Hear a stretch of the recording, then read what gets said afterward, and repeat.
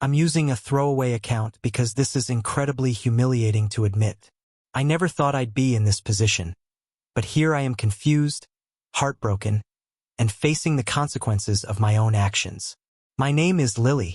I'm 24 and my husband, now possibly my ex, is 26.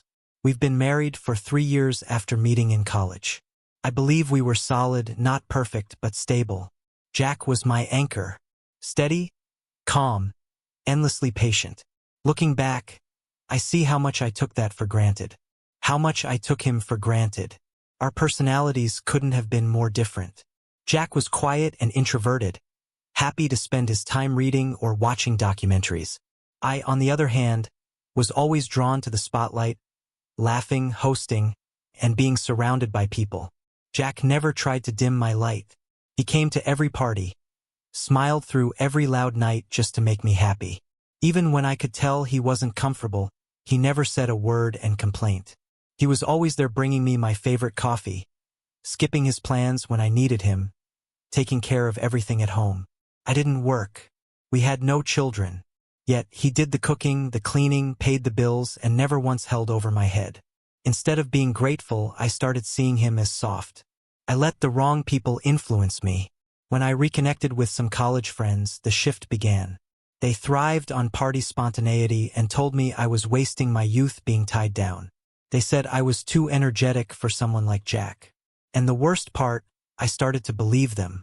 One night, after drinking too much, I made jokes about Jack. How he always did what I said. How he'd probably jump off a cliff if I told him to. They laughed. I laughed. I felt powerful. I didn't realize how ugly that power was.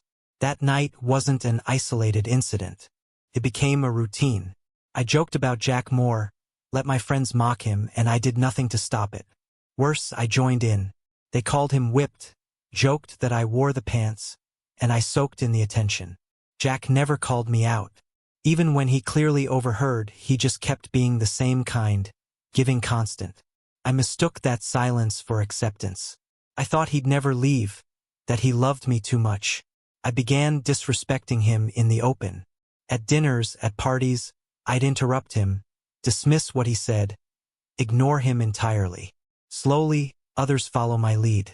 My treatment of him set the tone, and still he never raised his voice. He still brought me flowers, kissed me goodnight, told me he loved me every morning. Then came the neighborhood party, the night that ended it all. Jack was at the grill as usual, smiling and serving everyone. I was drinking with my friends when the topic turned to husbands. One of them made a joke about Jack being trained, and I took it further.